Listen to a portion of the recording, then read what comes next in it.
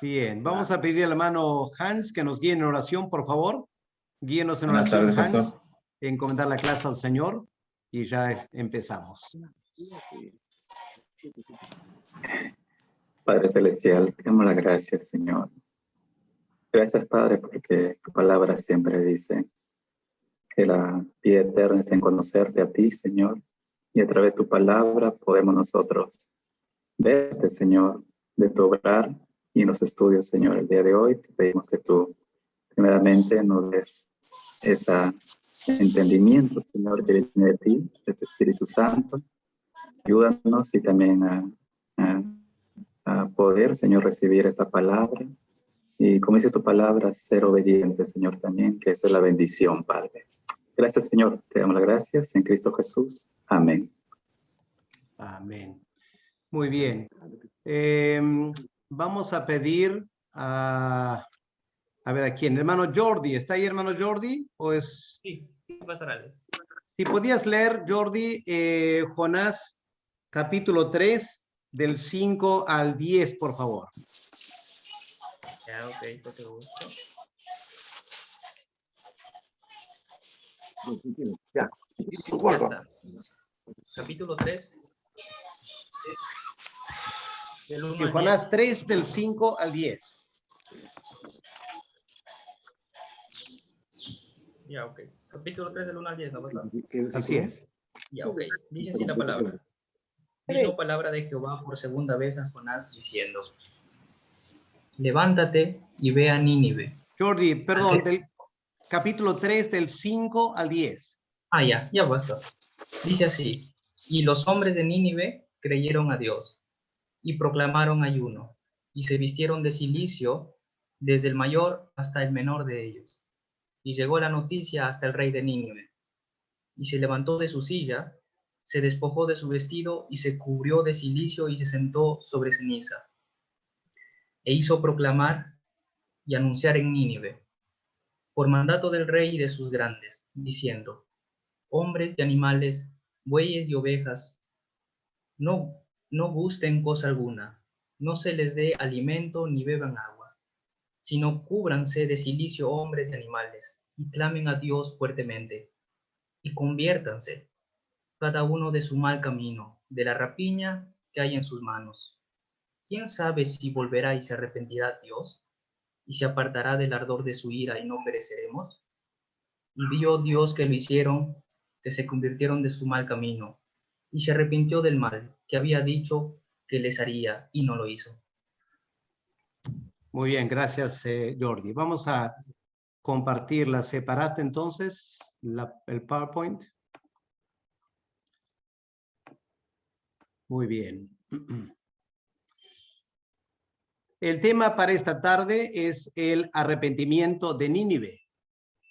Quiero que miren la imagen en su pantalla, cómo artistas han intentado plasmar en forma artística algo de lo que pasó en Nínive esos días. A la izquierda pueden ver personas en la calle llorando, clamando a Dios, tumbando los ídolos, y a la derecha también personas jalando estos ídolos, mucha señal de arrepentimiento. Ahora, hagamos memoria dónde quedaba la ciudad de Nínive. Aquí tenemos un mapa que nos va a indicar, pueden ubicar hacia la izquierda la tierra prometida. Ahí pueden ver Jerusalén, y al norte de Jerusalén, Samaria. Jonás era del reino del norte, así que él vivía cerca de Samaria. ¿Se acuerdan que cuando Dios lo llamó a ser profeta, su primer acto fue tomar un barco e ir hacia la izquierda de este mapa, hacia el oeste, cruzando el mar Mediterráneo hasta España? Y fue en esa travesía que ocurrió la tormenta, y Jonás fue arrojado a tierra otra vez, la costa del mar Mediterráneo. Parece que volvió a Jerusalén ofreció los sacrificios que había prometido y luego Dios lo llama por segunda vez a cumplir la obra de predicar en Nínive.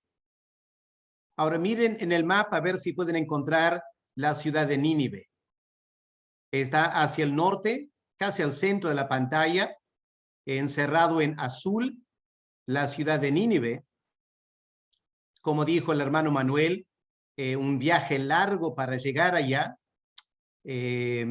Tuvo que seguir la ruta, si lo pongo aquí en el cursor, la ruta hacia el norte, caminando, quizás no sé si montado en animal, pero un viaje larguísimo, pasando varios países hoy en día, hasta llegar a Carquemis, luego cruzar a Harán, y luego tomar la ruta de Harán, pasando por Gozán, hasta llegar a Nínive.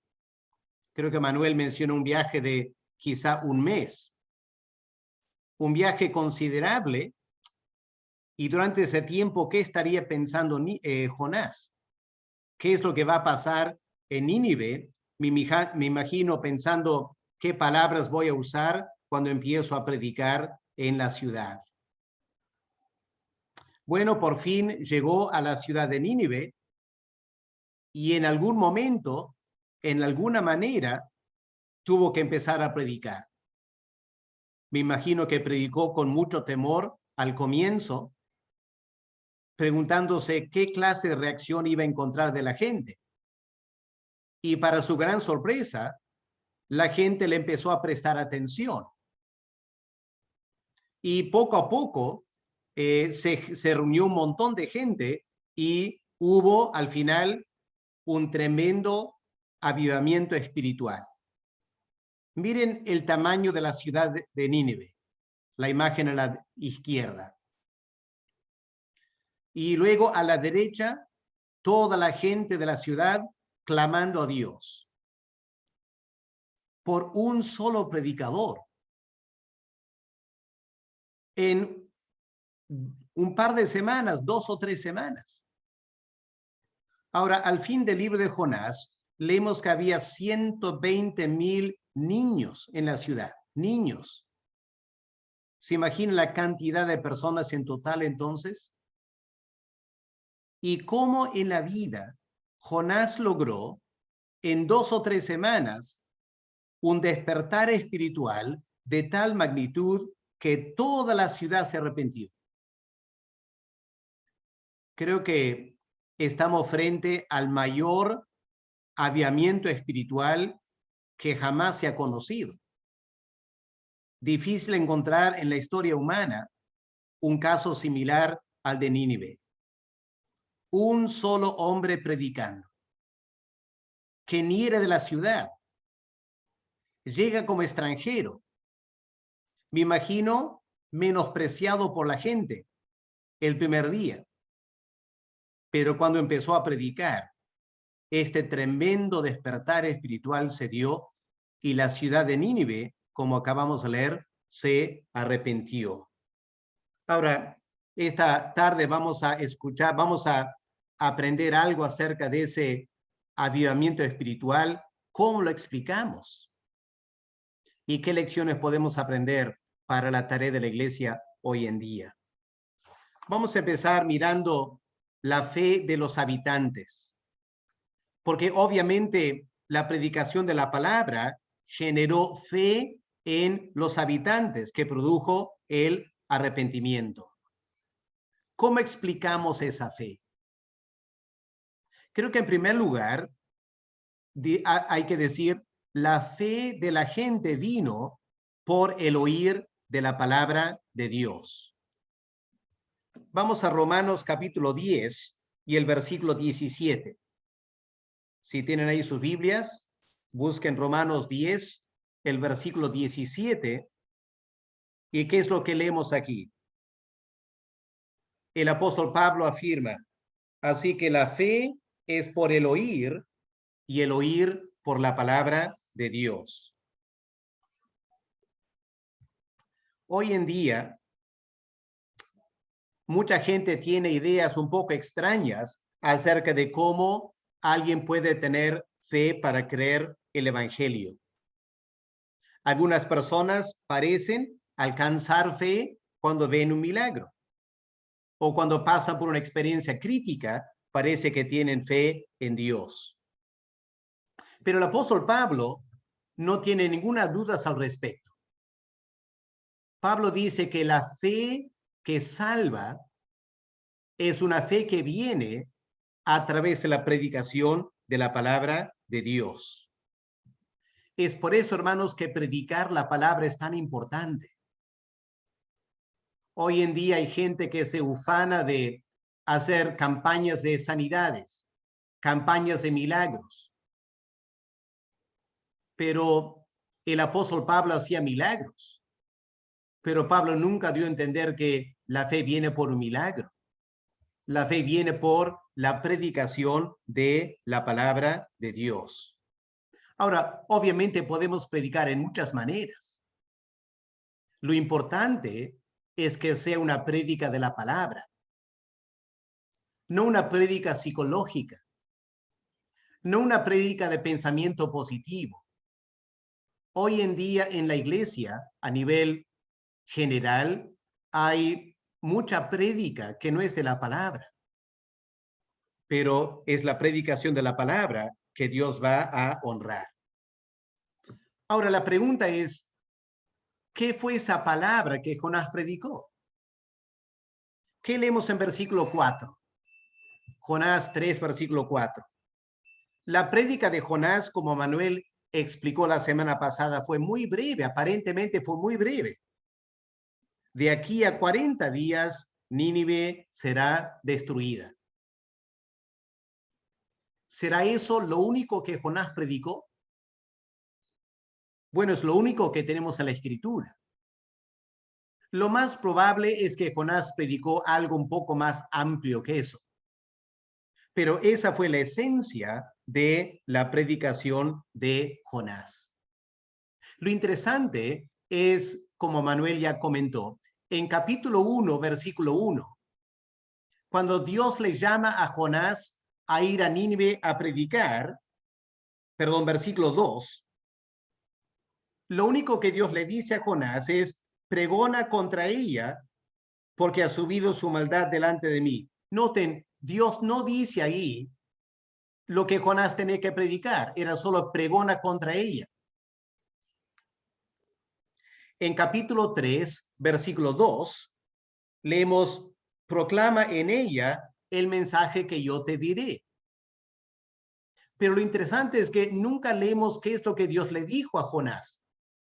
Obviamente le dio una palabra profética. Y lo que sí sabemos es que esa palabra profética incluyó lo que tenemos en versículo 4. Ahora, ante la pregunta si Jonás predicó algo más o no, por ejemplo, la gente se arrepintió, la gente hizo ayuno, la gente se vistió de cilicio.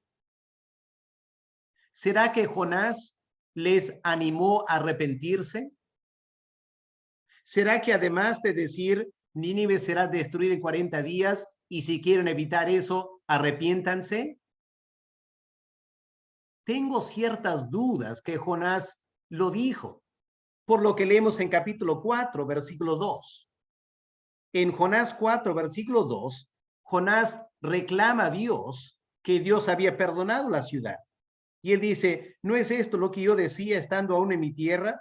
Por eso me apresuré a huir a Tarsis, porque sabía que tú eres un Dios clemente, piadoso, tardo en enojarte, grande en misericordia, y que te arrepientes del mal. Jonás no quería que Dios deje de castigar. Por eso me imagino que Jonás cumplió en anunciar el juicio, pero tengo dudas que Jonás realmente animó a la gente a arrepentirse. Porque, repito, él no quería para nada que Dios perdonara la ciudad. Así que la conclusión a la que llegamos es que la palabra que Jonás predicó fue una palabra muy corta. El contenido no fue gran cosa.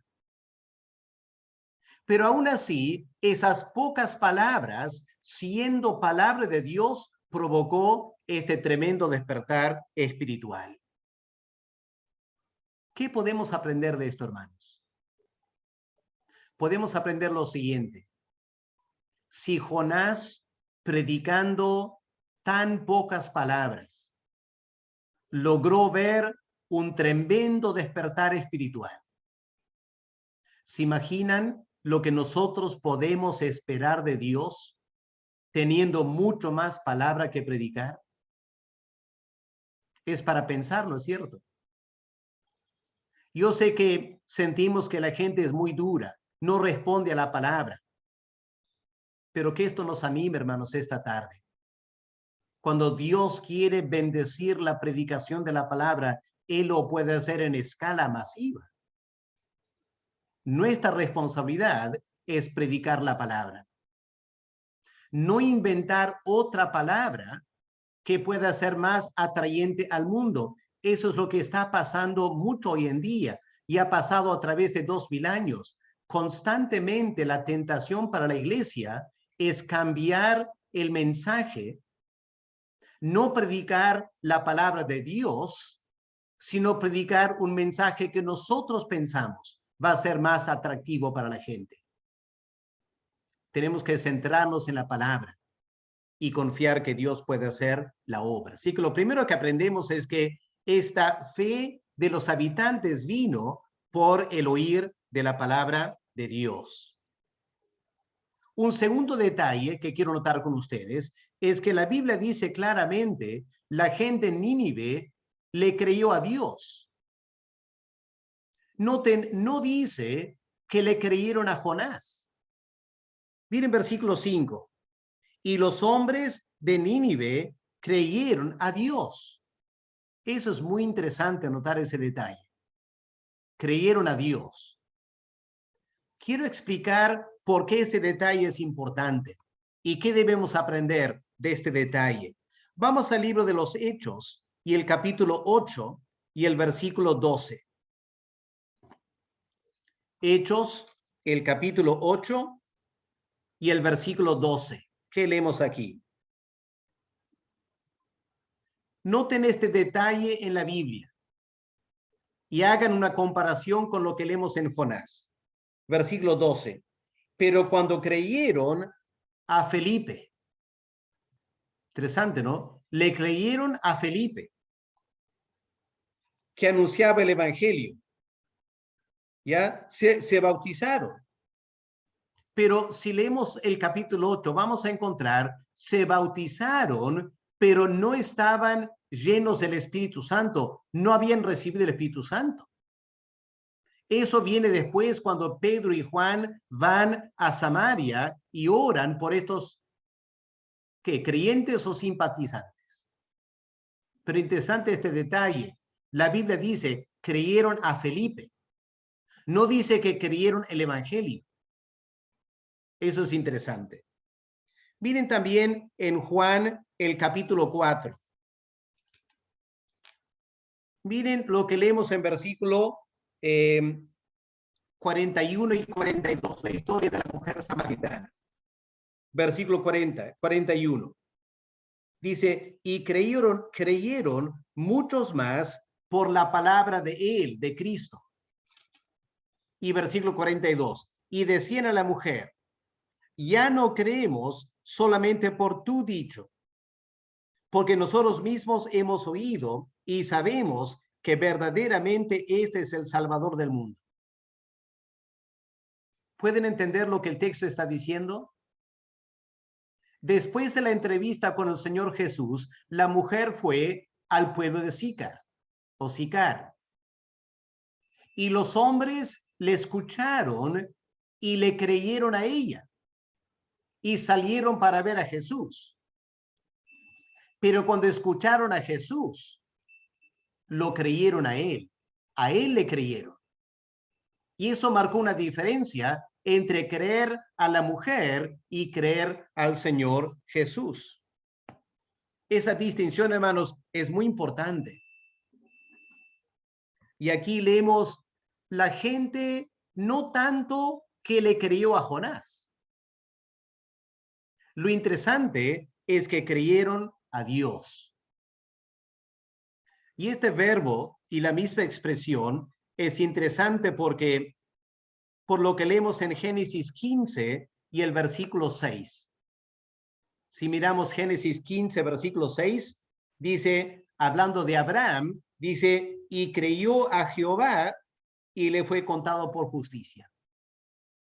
Le creyó a Jehová y fue salvo porque creyó a Jehová. Y aquí dice textualmente, y los hombres, claro, incluye las mujeres y los niños también, ¿no es cierto? Creyeron a Dios. Hermanos, ¿cuál es la lección aquí para nosotros? Debemos evitar la tentación de predicar el evangelio en tal manera que la gente cree en nosotros.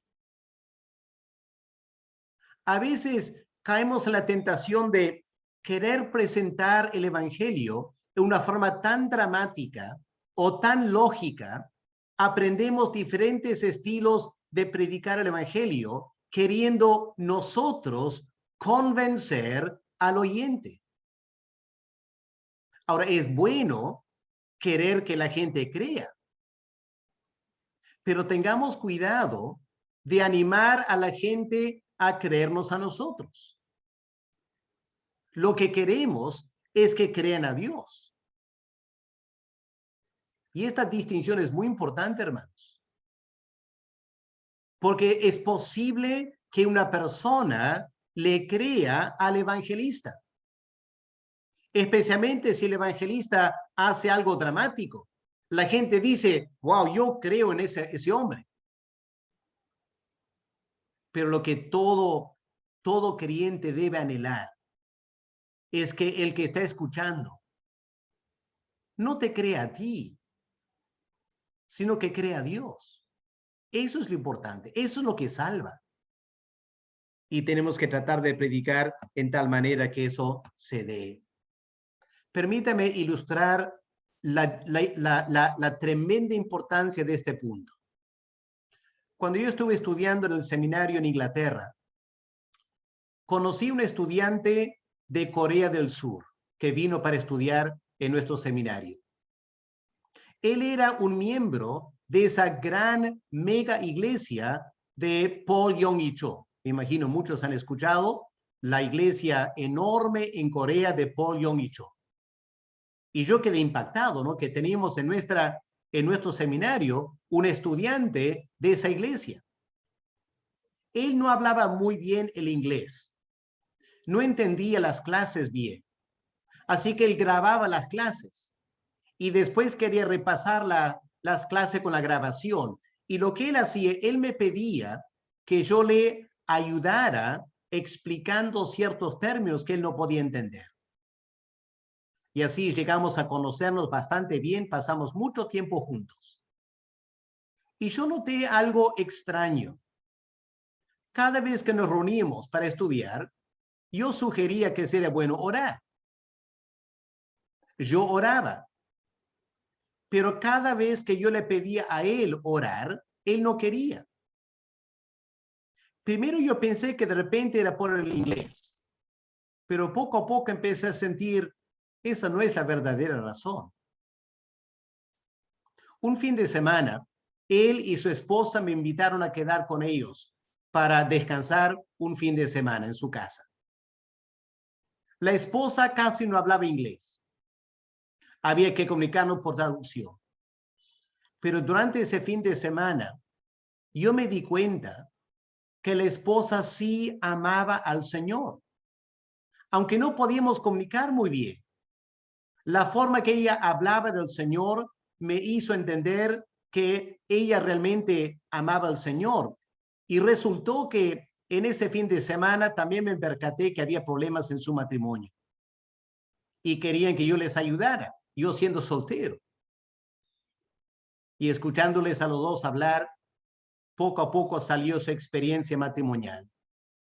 Y la queja de la mujer fue que el pastor de la iglesia de ella le animó a casarse con él porque él era de la iglesia de Paul Yong Cho.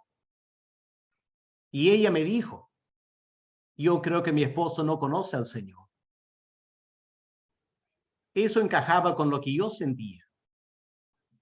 Y cuando hablaba con él de su iglesia, él me dio a entender lo siguiente.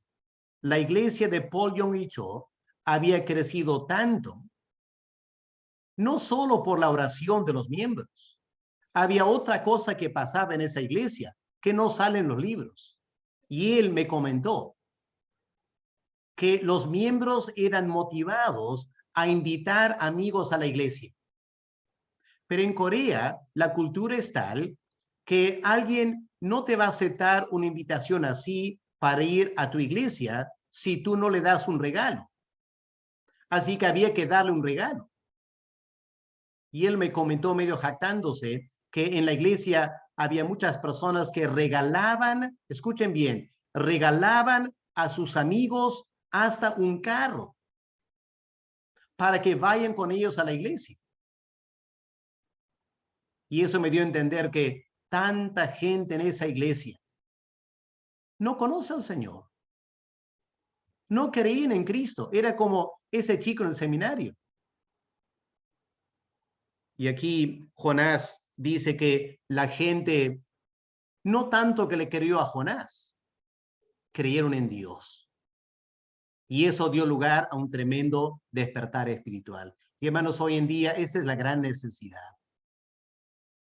Tenemos que orar mucho, que la gente a quien testificamos no nos crea a nosotros, no que nosotros los hayamos convencido, sino que el Espíritu Santo haya hecho una obra en sus corazones. Eso es lo importante. Eso es lo que trae la salvación. Así que en primer lugar, esta fe de los habitantes vino por oír la palabra de Dios. En segundo lugar, realmente creyeron a Dios. En tercer lugar, interesante, la fe de la gente de Nínive fue una fe que produjo obras. Ahora, todos sabemos que la salvación no es por obras, la salvación es por fe. Pero la fe que nos salva, obra, hace obras. Y las obras son lo que evidencian la realidad de la fe. Ahora vamos a ver algunas obras de la gente en Nínive, algunas de las obras de la fe. En primer lugar, obviamente, hubo un tremendo arrepentimiento de todo corazón. Leemos en versículo 8. Dice versículo 8, dice, cúbranse de cilicio hombres y animales, clamen a Dios fuertemente y conviértase cada uno de su mal camino. Así que hubo una obra de arrepentimiento, de conversión, un cambio total en su vida. Versículo 8 dice, conviértase cada uno de su mal camino y de la rapiña que hay en sus manos. Rapiña. Estudié esta palabra en hebreo y me di cuenta que es la palabra que se usa de la gente en los días de Noé, que continuamente no hacían otra cosa que maldad. O sea, la gente antes del diluvio estaba cometiendo toda clase de maldad. Y era igual en Nínive. Por eso Dios estaba por destruir la ciudad de Nínive. Habían llegado al colmo del pecado. Pero la gran diferencia fue la siguiente. Aunque Noé predicó en su tiempo, la gente no creyó a Dios. Y aquí hay otro tipo de Noé, Jonás. Y él tuvo una experiencia muy diferente. Él predicó. Y la gente creyó y se arrepintieron de toda su maldad y violencia. Segunda obra. Clamaron a Dios. Es interesante, versículo 2. Dice, clamen a Dios fuertemente. Ahora piensa, hermanos, un momento. Unos días antes que Jonás llegara a Nínive, la gente en Nínive, ¿a quiénes oraban? Bueno, oraban a los dioses paganos, ¿no es cierto? Y yo me imagino que Nínive estaba lleno de ídolos. Y la gente oraba a diferentes dioses. De repente tenían toda clase de rituales, algunos rituales sumamente perversos. Pero ¿qué cambia ahora? Jonás predica, viene destrucción.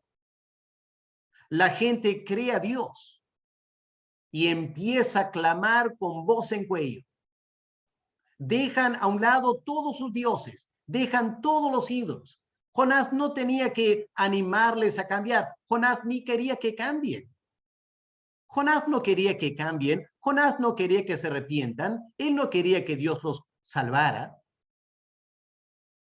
Y en contra de todo lo que Jonás quería, la gente empezó a arrepentirse y a clamar a Dios, como en Tesalónica, ¿no es cierto?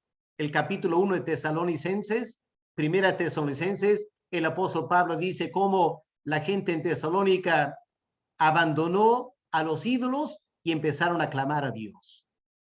Aquí algo similar, pero en más escala, ocurrió en Nínive. Obviamente Dios estaba obrando, ¿no es cierto? A pesar de la deficiencia de la predicación de Jonás, porque hay que ser honestos, yo creo que la predicación de Jonás fue bastante deficiente. Pero el Espíritu Santo estaba obrando. Y el Espíritu produjo este fruto de clamor a Dios. La tercera obra, ¿cuál fue? La tercera obra fue temor, quebranto y humildad. ¿Por qué digo eso? Miren versículo 5. Versículo 5. Y los hombres de Nínive creyeron a Dios y proclamaron ayuno. Se vistieron de cilicio, desde el mayor hasta el menor de ellos. ¿Qué significa eso? Cuando gente deja de comer por días, se visten de cilicio, es porque tienen tremendo temor. Están quebrantados. Hay tremenda humildad delante del Dios verdadero. Hermanos, pregunto, ¿no son estas las cosas que anhelamos ver cuando predicamos el Evangelio? Anhelamos ver estos frutos. Que haya un verdadero arrepentimiento. No que tengas que convencerlas a dejar de pecar, sino que lo hagan automáticamente. Que puedan empezar a clamar a Dios, no tanto que tú le tienes que enseñar a orar, ellos mismos claman a Dios. Y no tienes que enseñarles a tener reverencia ante Dios, porque automáticamente lo tienen. El Espíritu Santo produce este fruto de una fe verdadera cuando Él está obrando. Y hermanos, aquí dice versículo 5, desde el mayor de ellos hasta el menor. Pregunto, ¿quién fue el mayor? ¿Quién fue el mayor que se arrepintió? Bueno, el rey, ¿no es cierto? ¿Y quién fue el menor? Hasta los animales. Porque versículo 8 mencionan hasta los animales participaron en este tremendo duelo espiritual. Algo fantástico, algo insólito ocurrió en Nínive. En cuarto lugar, cuando leemos este pasaje nos damos cuenta que la fe de la gente en Nínive fue una fe tremendamente enérgica, ¿no es cierto? Había tremenda energía aquí. No era una fe debilucha. No era una fe a las justas. Fue una fe enérgica. Creo que, en primer lugar, fue enérgica porque fue universal. Alcanzó a toda la ciudad. El rey mismo compartió de ese sentir. Ordenó a los ciudadanos hacer lo mismo. Había un orden, un edicto a nivel de toda la ciudad. Arrepiéntanse y crean a Dios. Fenomenal. Y clamaron a Dios a voz en cuello. Hermanos, cuando el Espíritu Santo obra, Él puede producir esta clase de fe. Una fe potente, una fe que impacta la vida de las personas. Donde el pastor ya no tiene casi nada que hacer, porque el Espíritu Santo mismo se encarga de toda la obra. Confieso, hermanos, bastante envidia de Jonás. ¿Qué no daría yo por poder predicar así en Covicorti? Predicar en Trujillo. ¿Se imaginan si mi prédica podía tener este impacto en la ciudad de Trujillo? Fenomenal sería, ¿no es cierto? Pidamos a Dios que en estos días Él pueda derramar su misericordia sobre Trujillo. Si lo hizo para Nínive, ¿por qué no pensar que lo podría hacer para Trujillo también? O para Lima. Hermanos, tengamos la gran confianza en el poder del Espíritu Santo, el poder de la palabra. Cuando Dios quiere hacer una obra, Él la puede hacer y nadie le para. Y va mucho más allá de lo que aún el predicador espera o hasta quiere. Estamos frente a una obra maravillosa aquí. Pero hay dos temas interesantes para analizar antes de dejar este punto. Dos temas, dos preguntas. No sé si han hecho esta pregunta. ¿Cuál será la relación entre versículos 5 y versículos 7 al 9? En versículo 5 leemos que los hombres de Nínive se arrepintieron. Y versículo 6 leemos, llegó la noticia hasta el rey y el rey hizo proclamar este arrepentimiento. Esta es la pregunta. En versículo 6, cuando dice, y llegó la noticia hasta el rey. ¿Cuál noticia? Cuando leemos el pasaje, la noticia a primera vista pareciera ser el arrepentimiento de algunos ciudadanos. El rey se entera de este ayuno, este vestimenta de cilicio de mucha gente. Cuando esa noticia llega al rey, el rey se levanta de la silla, él se une a este arrepentimiento que está empezando, él lo proclama a nivel de toda la ciudad y ahora lo que empezó como algo pequeño se hace algo más grande. Esa es una interpretación. Porque, y se basa sobre la traducción en versículo 6 y versículo 7, la palabra y llegó la noticia, e hizo proclamar.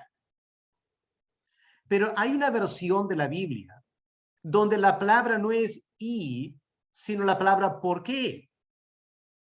Porque llegó la noticia hasta el rey, porque hizo proclamar. Y ese pequeño cambio altera por completo el significado. El sentido sería entonces que la noticia que llegó al rey fue la predicación de Jonás. Y fue el rey que creyó. Y el rey ordenó este arrepentimiento a nivel de la ciudad. Y porque el rey lo mandó, fue el instrumento que Dios usó para generar un despertar espiritual en la ciudad. Aquí está la pregunta, ¿no es cierto? No es muy fácil poder contestar cuál es el orden en que los eventos ocurrieron.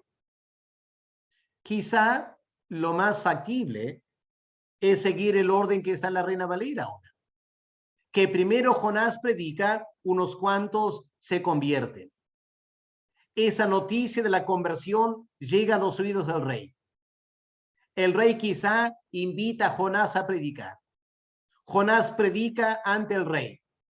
El rey queda impactado, él anuncia un ayuno a nivel de la ciudad y ahí barre el Espíritu Santo por toda la ciudad y hay un despertar espiritual a nivel nacional. Bueno, para meditar, no está claro el texto y había que meditar el asunto. Pero hay una pregunta mucho más interesante y más importante. ¿Cómo explicamos la fe de los ciudadanos de Nínive? ¿Cómo lo explicamos? Porque hay que reconocer lo que pasó en Nínive. Nunca pasa casi. Esto es algo sumamente inusual. Hasta el momento he dado a entender que lo que pasó fue simplemente el resultado del Espíritu Santo obrando en la prédica de Jonás. Y obviamente eso es más que suficiente para explicar lo que pasó aquí. Y realmente nadie trataría de dar otra explicación a no ser, por lo que ya comentamos la semana pasada, lo que leemos en Mateo capítulo 12. Así que vamos a volver a Mateo capítulo 12 para ver si hay alguna pista aquí que nos puede ayudar a entender exactamente qué pasó en Nínive cuando Jonás fue a predicar. Podría ser que fue simplemente el poder del Espíritu Santo, pero la Biblia parece dar a entender que hay algo muy importante para tomar en cuenta, que lo explicaría. Leamos otra vez Mateo 12, versículo 39 al 41. El Señor está hablando con judíos que acaban de pedir una señal, ¿no es cierto? Escuchen Mateo 12, versículo 39. Él respondió y les dijo: la generación mala y adúltera demanda señal, pero señal no les será dada, sino la señal del profeta Jonás. Porque como estuvo Jonás en el vientre del gran pez 3 días y 3 noches, así estará el Hijo del Hombre en el corazón de la tierra 3 días y 3 noches. Y los hombres de Nínive se levantarán en el juicio con esta generación y la condenarán, porque ellos se arrepintieron a la predicación de Jonás. Y habría que añadir ahí, para entender bien, ellos se arrepintieron ante la señal de Jonás y la predicación de Jonás, o la predicación de la señal de Jonás. Y aquí hay alguien más que Jonás en este lugar. ¿Qué es una señal? Bíblicamente hablando, ¿qué es una señal? ¿Se acuerdan antes del Éxodo, cuando Dios estaba llamando a Moisés a ir a ordenar al faraón soltar al pueblo de Israel? Moisés preguntó: pero Señor, ¿cómo me van a creer? ¿Y se acuerdan lo que Dios le dijo a Moisés? Le dio señales. En Éxodo 3, Dios le dio a Moisés señales. Perdón, Éxodo 4, versículos 1 al 9. Dios le dio 3 señales a Moisés. La primera señal de la vara que se convirtió en una víbora y luego se reconvirtió en una vara. Primera señal. Segunda señal, su mano en el pecho se vuelve leproso, pone el pecho y sale limpio. Y la tercera señal, agua que se convierte en sangre. 3 señales. ¿Qué es una señal entonces? Una señal es un milagro, algo portentoso, que indica que el que está hablando es un verdadero mensajero del Dios omnipotente. Eso es una señal. Y la gente aquí en Mateo le pide al Señor una señal. Y el Señor dice: y ha hecho demasiadas señales y milagros, no les voy a dar una señal más. La única señal que van a recibir es la de mi muerte y resurrección. Y es interesante, hermanos. Cuando vamos al libro de los Hechos, ¿qué encontramos? Que cuando los apóstoles empezaron a predicar la señal de Cristo, la señal de su muerte y resurrección, fue la predicación de la señal, el anuncio de la señal que produjo el despertar espiritual en Jerusalén. Permítanme mostrarles. Vamos al libro de los Hechos un momento. De repente querrán marcar estos versículos en sus Biblias para no olvidarse. Hechos 2 y el versículo 41. En los versículos antes, Pedro ha predicado la señal de la muerte y resurrección de Cristo. ¿Y cuál es el resultado? Así que los que recibieron su palabra fueron bautizados y se añadieron aquel día como 3,000 personas.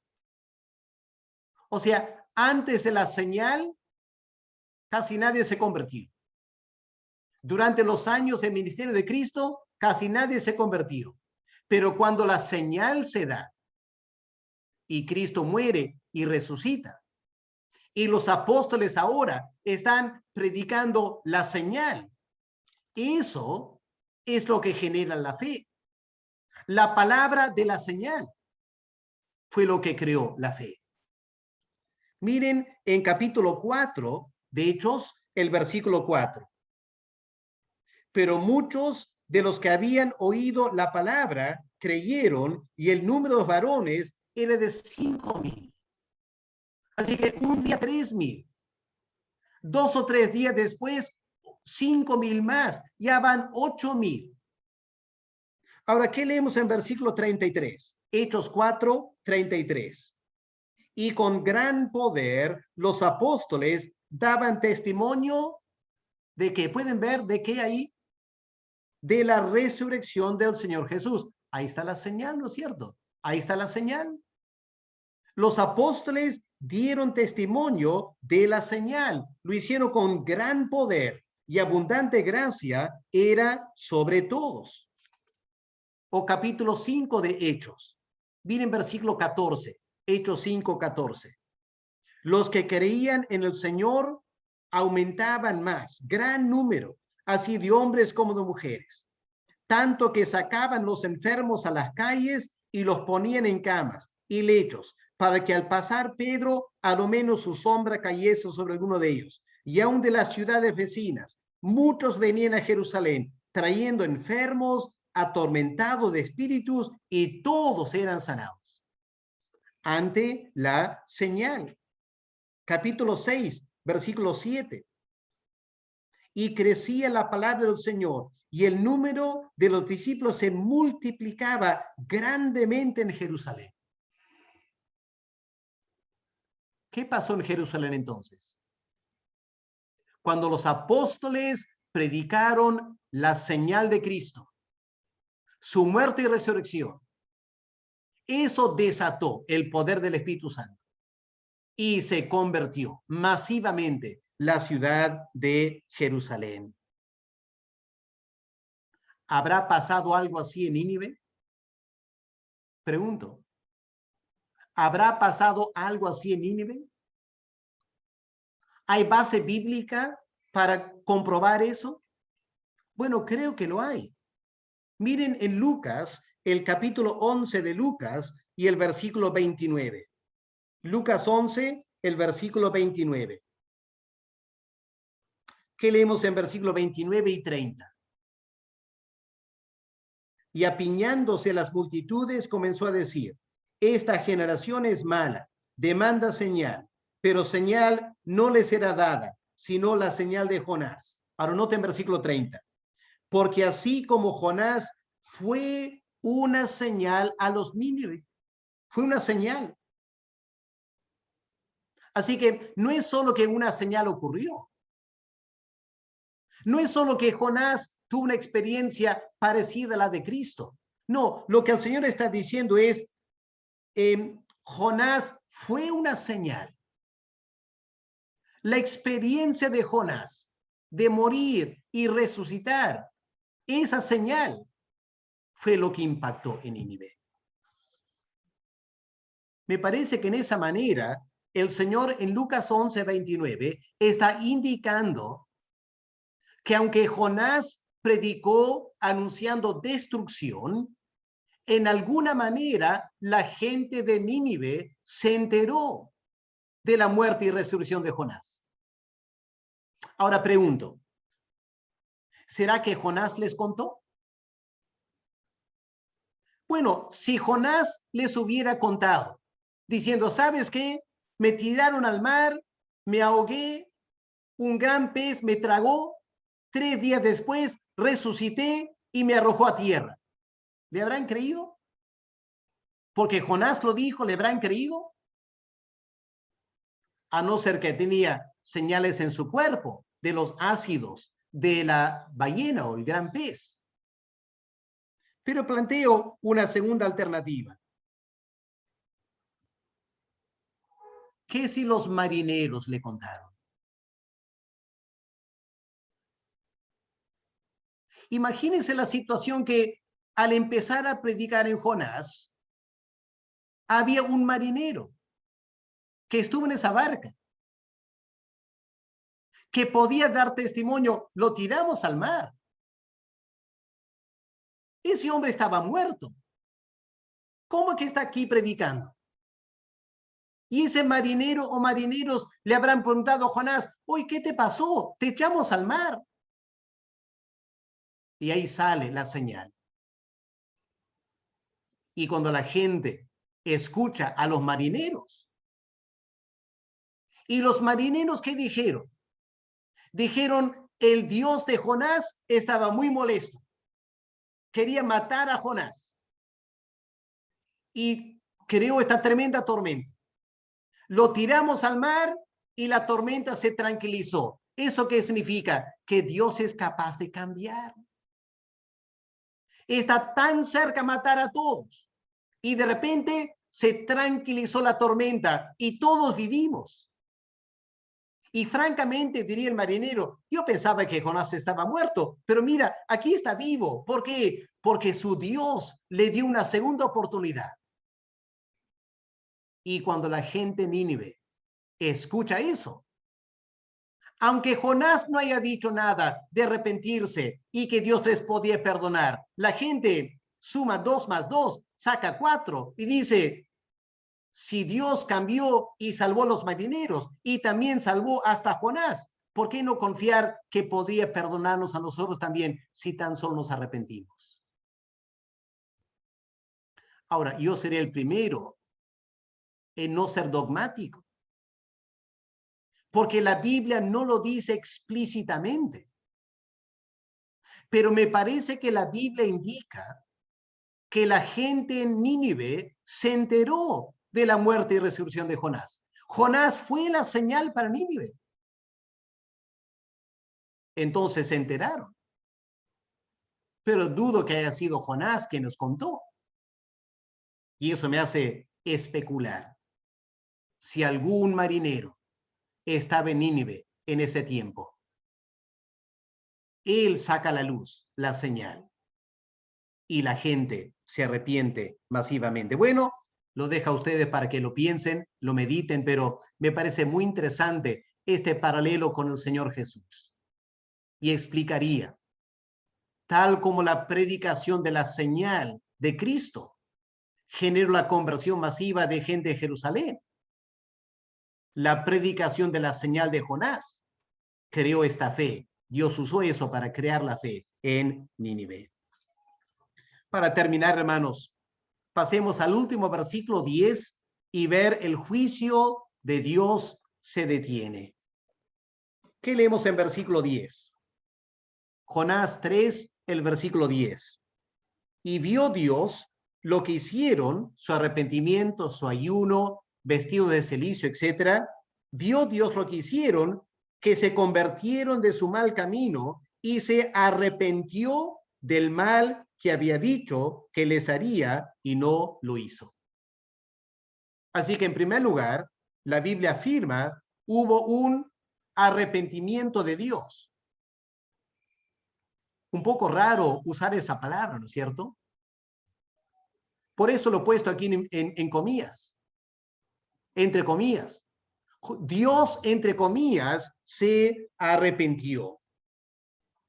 Ahora, hay que tener cuidado con esta afirmación, porque como todos sabemos, la Biblia en muchos pasajes indica que Dios es soberano.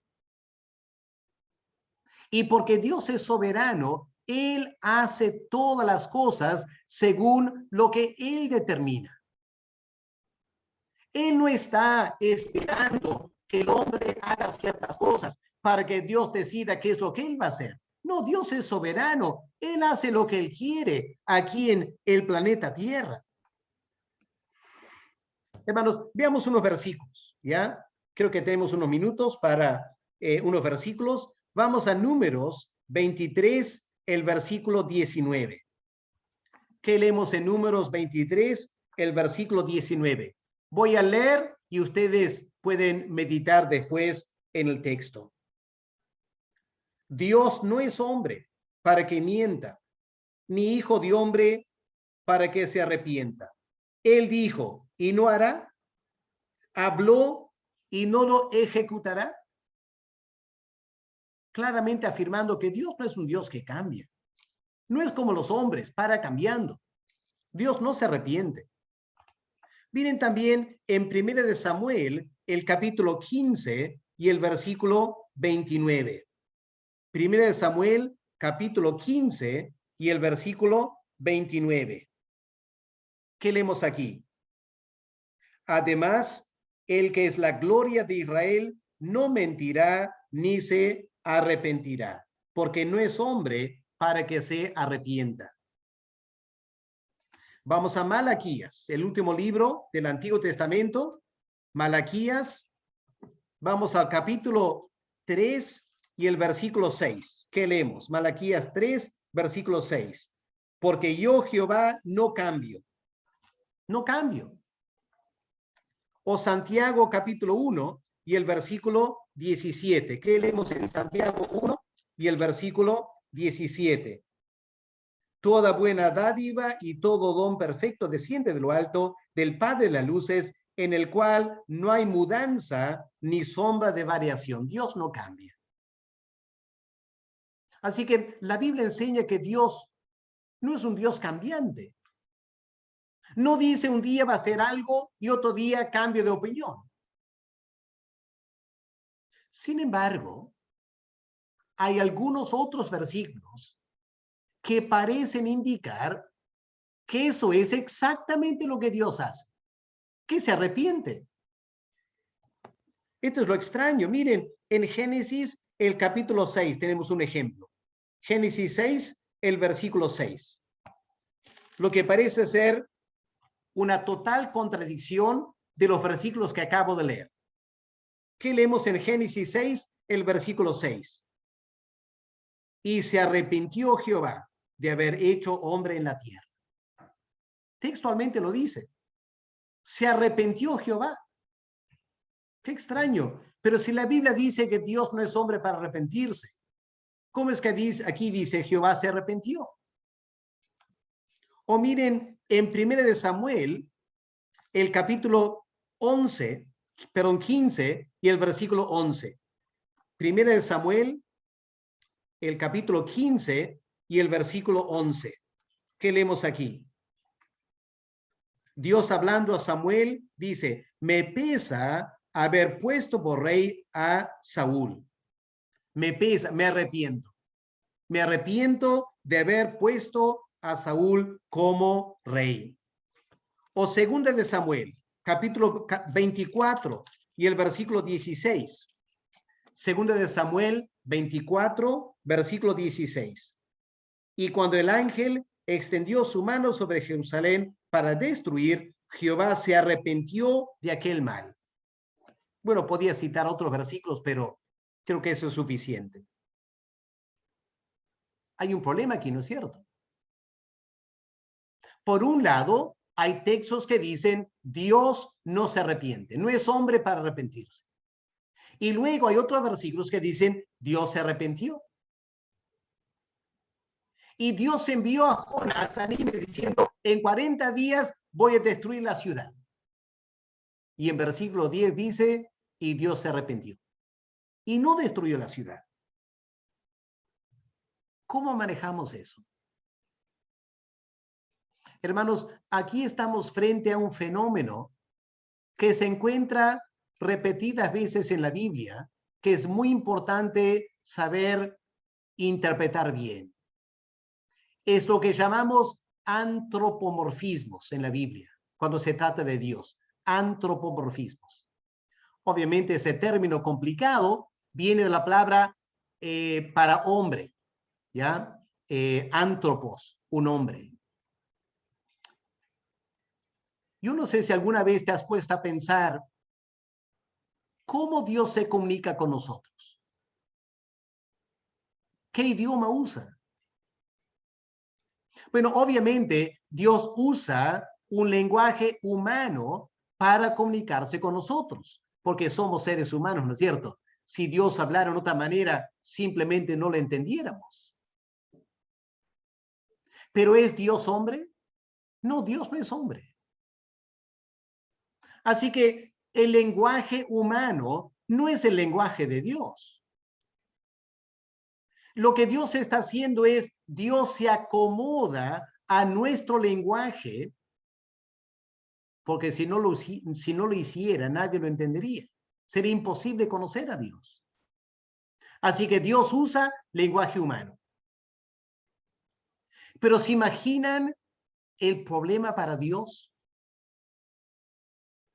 Tratar de meter en el lenguaje humano, con todas las limitaciones que tiene, la esencia de Dios, describir a Dios en lenguaje humano, obviamente que van a haber problemas. Hay textos en la Biblia que dice, y Dios vio que los judíos estaban sufriendo en Egipto. Dios vio. Bueno, en términos humanos, ver es cuando estamos mirando, ¿no es cierto? Recién cuando miramos, estamos viendo. Si miramos en otra dirección, no vamos a ver. Esa es la limitación humana. Pero Dios no tiene ojos. Dios ve a todo al mismo tiempo. No hay nada que Dios no vea. Así que cuando la Biblia dice Dios vio, está usando una forma humana de hablar. O cuando la Biblia dice el brazo de Jehová, no es porque Dios tiene un brazo. Es porque el ser humano, el varón especialmente, tiene un brazo fuerte. Y Dios se limita a la forma humana para hablar de sí mismo.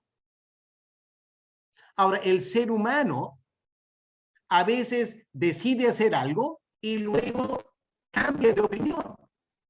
La palabra en términos humanos es arrepentimiento. Ahora, Dios no conoce eso, porque no hay ese concepto de un día decidir hacer algo y otro día decidir hacer otra cosa. Dios no es así, no cabe con la esencia de Dios, porque Dios es eterno.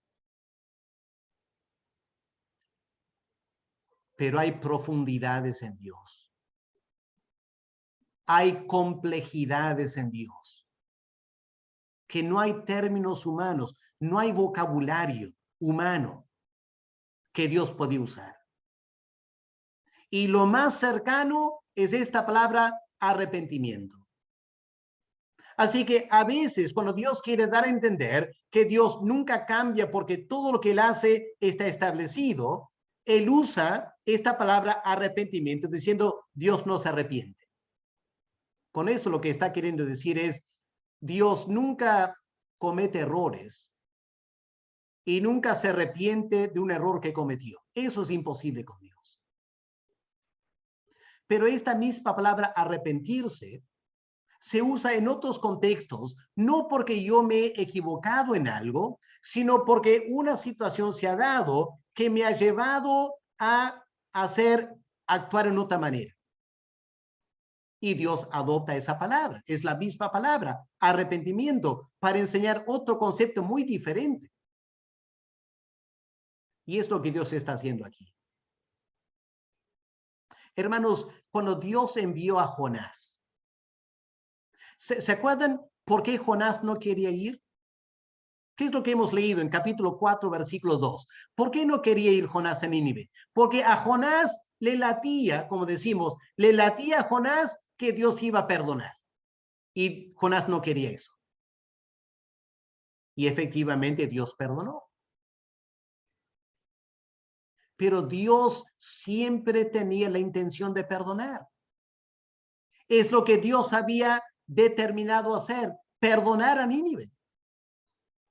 Pero para perdonar a Nínive, primero tenía que trabajar en Jonás, enviarle a predicar destrucción, y Dios usó la prédica de Jonás para cambiar el corazón de los nínives, para que Dios haga lo que él quería, que era perdonar a los de Nínive. Así que Dios hizo lo que él todo el tiempo quería hacer. Pero desde la perspectiva humana, pareciera que Dios se había arrepentido. Pero Dios jamás se arrepiente, porque todo lo que él hace, él lo tiene todo calculado y planeado desde la creación. Así que ahí tenemos que manejar un poco con cuidado este concepto del arrepentimiento. Un segundo problema que algunos han mencionado. Si miramos en Jonás capítulo 3, versículo 4, ¿cuál fue el mensaje de Jonás?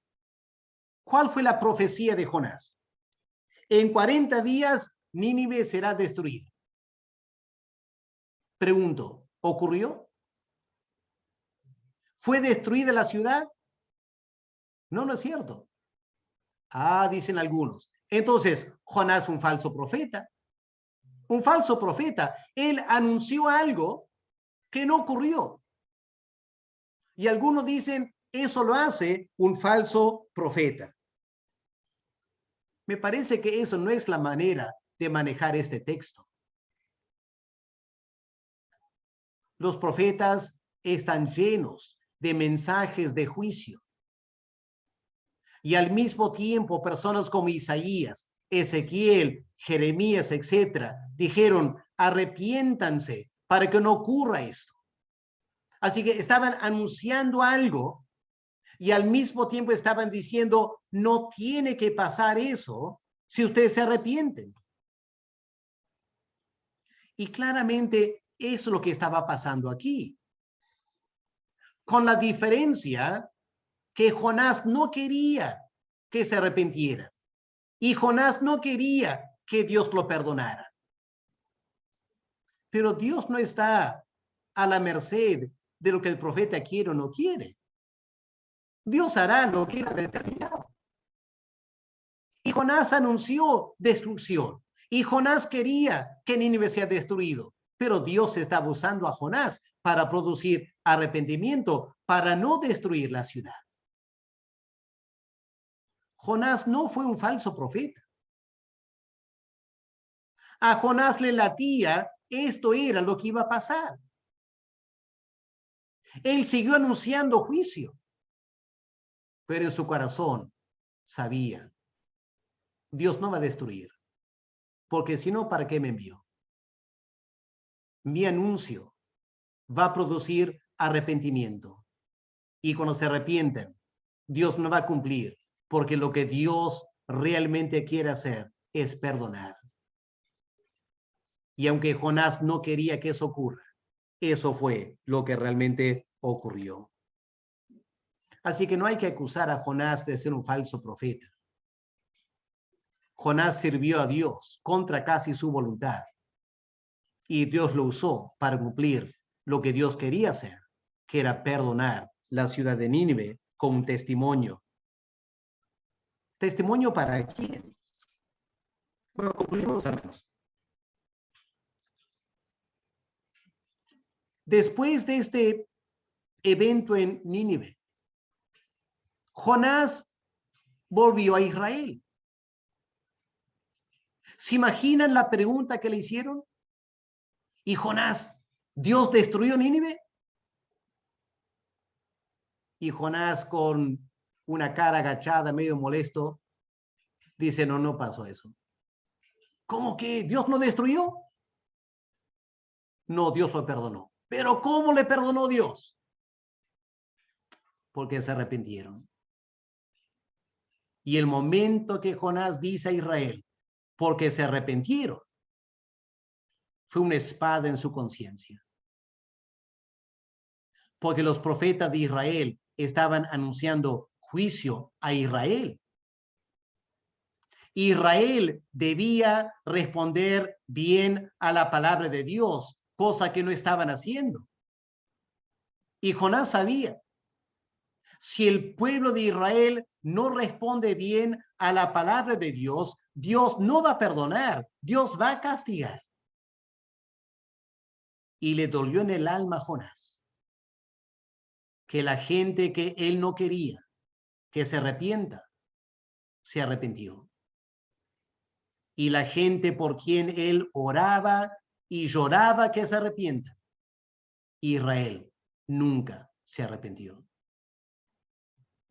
Y como bien dijo el Señor Jesús, en el día del juicio, la gente de Nínive se va a levantar contra los judíos y van a condenarlos. Porque Nínive se arrepintió ante un predicador. Israel tuvo generación tras generación de predicadores y nunca se arrepintieron. No es que Dios no quería perdonarles, era que Israel no quería ser perdonado. Y la pregunta final esta tarde es la siguiente: ¿cómo estamos respondiendo a la palabra de Dios? Dios nos advierte: el alma que pecare, esa morirá. Porque Dios no quiere que nadie se pierda, sino que todos vengan al arrepentimiento. Dios no es malo. El ser humano es perverso. Dios está muy dispuesto a perdonar. El ser humano no quiere arrepentirse. El problema no está en Dios. El problema está en la raza humana. Y esta tarde todos tenemos que hacer una autorreflexión profunda, ¿no es cierto? ¿Nos viene hablando Dios de algo? ¿Estamos tomando la palabra de Dios en serio? ¿O será que en el día del juicio final la gente de Nínive se va a levantar contra nosotros? Porque ellos sí se arrepintieron. Y nosotros, teniendo tanta prédica, tanta palabra, no hacemos caso a la palabra de Dios. Qué terrible será ese día cuando Nínive se levante contra nosotros. Hasta ahí, hermanos, quedamos esta tarde. Vamos a parar ahí para ver si hay preguntas. Me imagino que habrán preguntas. Han escuchado con mucha atención. Me imagino medio silenciados, pero ahora tiempo para preguntas. Manuel, ¿hay preguntas escritas? Gracias, pastor. El hermano Alfredo Correa tiene una pregunta. Alfredo dice: para la segunda pregunta, pienso que el rey se manifestó dando el carácter oficial a la decisión del pueblo, dándole respaldo e indicando que él también se incluiría como todos y se humillaría ante el Dios de Jonás, reconociendo que es el Dios justo, el único con gran poder y el único verdadero. Así dice el hermano Alfredo, ¿no? Hermano Perdón, Renzo. sí, perdón, hermano, es de la primera pregunta, no es de la segunda, ahí le pongo corrección. Ah, sí, acá dice, ¿no? De la primera pregunta. Firma, está bien, gracias.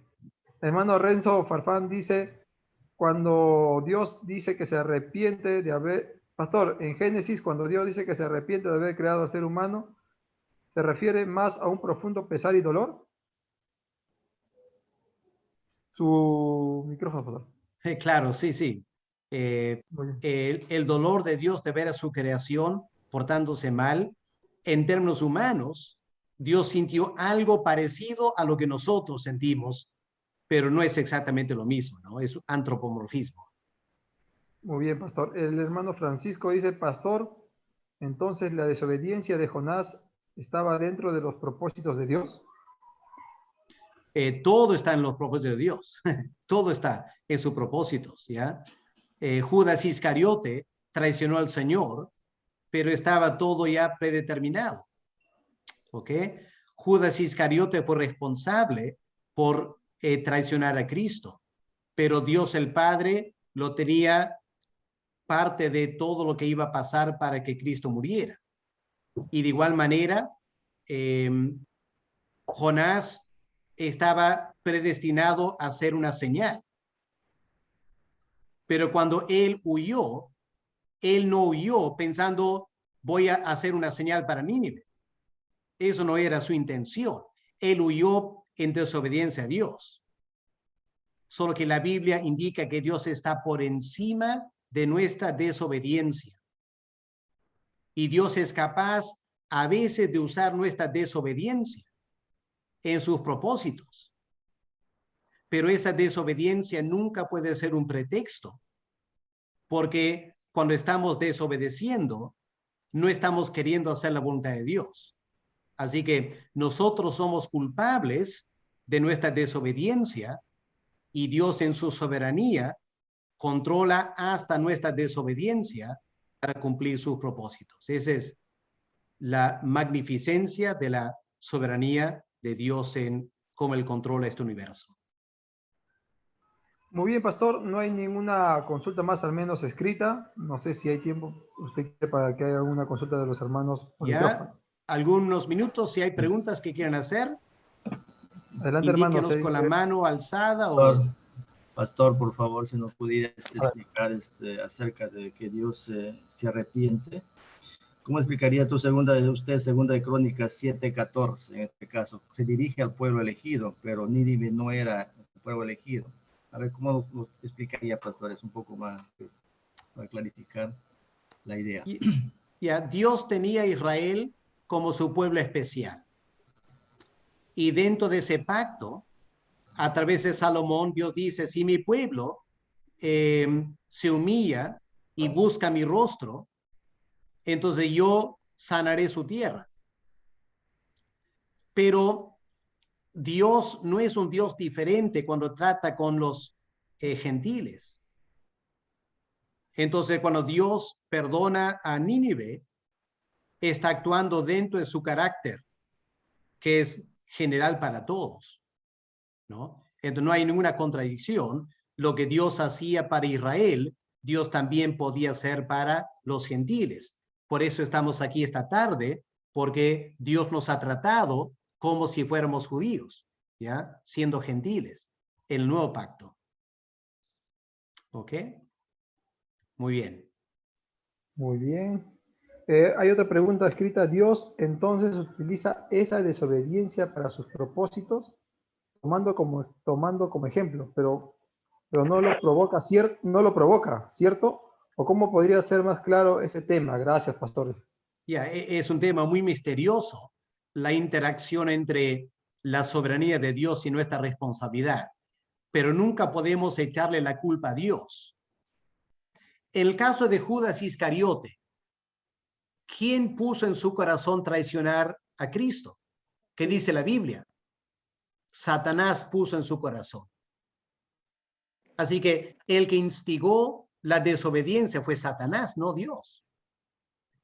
Dios usa la desobediencia, pero Dios nunca instiga la desobediencia. ¿Ok? Hay que tener mucho cuidado cómo manejamos esto para no caer en un error, ¿no? Pastor, tengo un comentario, quizás ¿Ya? puede que esté bien o esté mal. Yo lo veo el arrepentimiento de Dios en el sentido del perdón al pecador que se arrepiente bajo el carácter inmutable de Dios, porque el Señor lo hace a través de su gracia.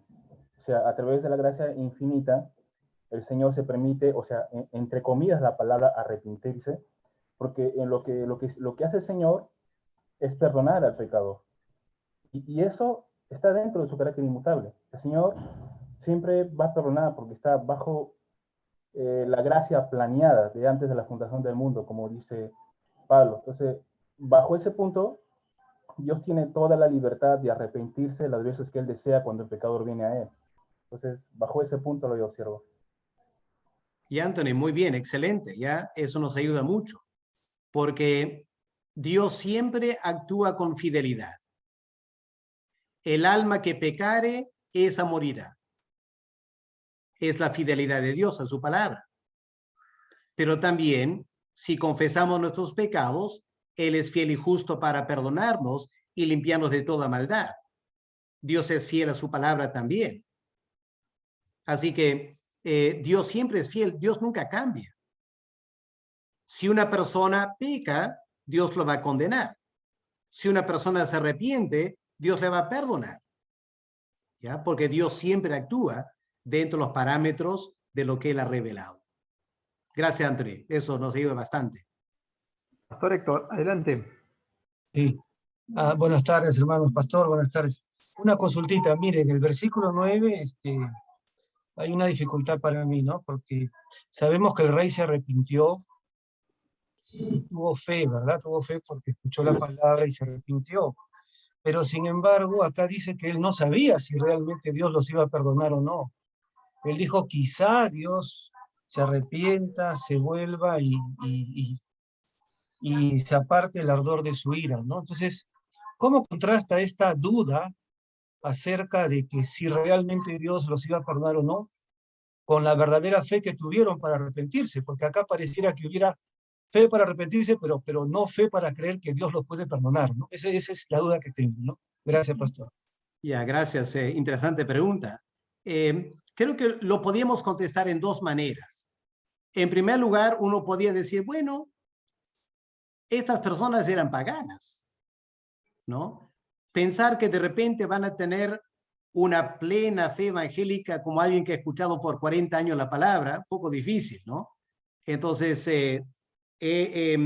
muestra fe y muestra cierta duda o pensar qué va a pasar, ¿no? Y uno podía entender eso fácilmente como un pagano recién escucha la palabra de Dios y hay muchas cosas que no están claras en su mente. Pero en segundo lugar, me hace pensar que en la consejería pastoral muchas veces encontramos esto. Yo me acuerdo cuando yo primero vine a Trujillo, tuve que aconsejar una pareja que se estaban separando. El hombre había traído a la mujer para que yo le convenza a la mujer para que quede con él. Pero conversando yo lo veía bastante difícil. Y cuando la mujer se fue y él quedó un rato más conversando, algo en mi corazón me llevó a decir lo siguiente. Dije, mi hermano, yo no te prometo que tu esposa va a quedar contigo. Tú tienes que arrepentirte de tus pecados. Dios en su misericordia podría salvar tu matrimonio. Pero ¿qué vas a hacer si Dios no salva tu matrimonio? ¿Vas a volver al mundo otra vez? Y él entre lágrimas me dijo, no, pastor, Dios realmente ha tocado mi corazón y yo le voy a seguir al Señor aunque Él no salve mi matrimonio. Confieso que yo no estaba tan seguro que Él iba a cumplir su palabra. Pero ocurrió así. La mujer lo dejó. Y yo pensé, ¿ahora qué va a pasar? Y el hombre fue fiel, quedó en la iglesia, se bautizó, vino a ser un líder en la iglesia. No voy a mencionar su nombre, pero es uno de los líderes aquí en Trujillo ahora. Entonces, Dios le perdonó sus pecados, pero no salvó su matrimonio. Entonces, eso podía haber pasado en Nínive, ¿no? Ellos podrían haberse arrepentido. Dios pudo haber enviado un ejército para destruir la ciudad, pero serían salvos. Pero la esperanza era que Dios de repente podría hasta perdonar la ciudad. Bueno, no sé cuál de los dos sería lo más acertado, pero doy esas dos alternativas como posibilidades, ¿ya? Pastor, yo me acuerdo del caso de Samaria, cuando Felipe está predicando el evangelio y cree este mago, falso profeta, y Pedro se da cuenta que él no se había arrepentido porque quería comparar el don que Pedro tenía, ¿no? Entonces él le dice, arrepiéntete si quizá Dios perdone tu pecado, ¿no? O sea, el apóstol Pedro no tenía la convicción tampoco que Simón iba a ser perdonado, ¿no? De esa maldad. O sea, mal le hubiese dicho Pedro, arrepiéntete y Dios te va a perdonar. No se lo dijo así. Arrepiéntete a ver si quizá Dios te perdone, ¿no? Me hace recordar este caso de Nínive, ¿no? Eso quería decir nomás, pastor. Gracias. El problema es que un pastor no puede saber si una persona realmente se arrepiente o no. Mucha gente dice que se ha arrepentido, pero el pastor tiene mucho cuidado en decir, ¿sabe qué? Ya eres perdonado, porque yo no sé su corazón. Entonces, el quizá no es que Dios a veces decide no perdonar al que se arrepiente, eso es imposible, Dios es fiel y justo, Él perdona a todo el que se arrepiente, pero yo no puedo estar seguro si alguien se arrepiente o no. Creo que el quizá tiene que ver con eso, no con si quizá Dios perdonará, porque si vamos por ese camino perdemos toda confianza en Dios, ¿no? Son dificultades que se presentan en la Biblia, ¿no? Mónica parece que hace una pregunta. A ver, Mónica. Sí, pastor, buenas tardes. Pastor, me quedé con la inquietud en cuanto a cuando Dios se arrepiente. Quería comentar, pastor, ¿qué nos diría usted? O sea, si Dios es omnisciente, es soberano, lo sabe todo, tiene el control de todo, Él sabía lo que iba a pasar con anticipación, que todo el pueblo se iba a arrepentir, ¿no? E ir a Dios. Entonces, ¿cómo es que Dios, yo creo que no es que Dios se arrepiente, porque Él sabía, ¿no? Es un problema del lenguaje humano, ¿no? No tenemos las palabras para describir los procesos de pensamiento de Dios. Pero obviamente Dios había dicho, por un lado, voy a destruir a Nínive. Y luego Nínive no fue destruido. ¿Qué pasó entonces? Dios no cumplió su palabra. Claro, porque quedaría como mentir. Dice Jonás lo expresa, Dios se arrepintió. Con eso lo que él está diciendo es, lo que Dios había dicho que iba a hacer, no lo hizo. Eso en términos humanos sería arrepentirse. Pero como tú bien dices, Dios no es así, Dios sabía lo que él iba a hacer. Así que solo parecía que Dios se había arrepentido. Y como el hombre no puede ver el corazón de Dios, tiene que usar palabras humanas para describir a Dios, y ese es el problema que tenemos, ¿no? Por eso la Biblia tiene estas aparentes contradicciones. No es un problema en Dios, es un problema en nuestro vocabulario, ¿ya? No tenemos las palabras suficientes para comunicar. Pastor Alex. Es muy fácil ilustrar esto. Por ejemplo, yo soy británico y uso el español, pero hay ciertas palabras en español que son imposibles de traducir al inglés. ¿Por qué? Porque la cultura británica no tiene ciertos conceptos que ustedes tienen, porque no es la cultura británica, no es la cultura británica. Por ejemplo, cuando el peruano dice, a mí me cae muy bien tal persona, yo tengo confianza con él. Yo tengo confianza. ¿Qué significa yo tengo confianza con él? Bueno, es un conjunto de ideas, ¿no es cierto? No hay palabra en inglés para ese concepto, aunque no lo crean. No hay palabra en inglés, porque no hay ese concepto en inglés. El británico no tiene el concepto de confianza como el peruano tiene. Ahora, si entre culturas en la tierra hay este problema, ¿se imagina con Dios? Hay conceptos en Dios que el ser humano, no hay palabras. Es el problema que tenemos, ¿ya? Tenemos que hablar de Dios, pero solo tenemos nuestro lenguaje, y ahí está el problema. ¿Okay? Muy bien. Ya, bueno, son las 5:30, así que... Escrito. No hay más está escrito. Ya, lo vamos a dejar ahí entonces porque una vez más tengo que predicar esta noche, así que hay que cambiar las máquinas aquí un poquito y prepararnos, así que gracias por este tiempo de estudio. Vamos a terminar orando un momento. Voy a pedir al pastor Héctor, por favor, que nos guíe en oración para terminar la reunión, por favor. Ok. Bendito Señor, Padre amado, gracias te damos, Señor, por tu palabra, que siempre, Señor, tiene tanto para desafiarnos, para enseñarnos, para corregirnos. Gracias, Señor, Padre Santo.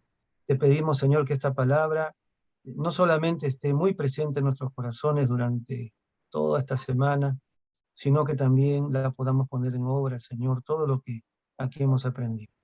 Bendice, Señor, a cada uno de mis hermanos, al pastor, llévalos con bien, Señor. Nos encomendamos todos a ti en el nombre de Jesús. Amén. Amén. Amén. Muchas gracias, hermanos. Dios les bendiga. Hasta el otro domingo para la clase, pero a las 6 estamos en el culto, ¿cierto? ¿Okay? Dios les bendiga. Gracias. Bendiciones, hermanos. Pastor, por la clase. Todos, Dios les bendiga. Gracias, que Dios les bendiga. Hasta luego, pastor. Bendiciones. Gracias, Bendiciones. Gracias, pastor. Bendiciones. Hasta luego, pastor. Hasta luego, Gracias, hermano. pastor. Saludos a todos. Gracias, pastor. Gracias a todos. Bendiciones, hermano. Pastor. Nos vemos. A ver.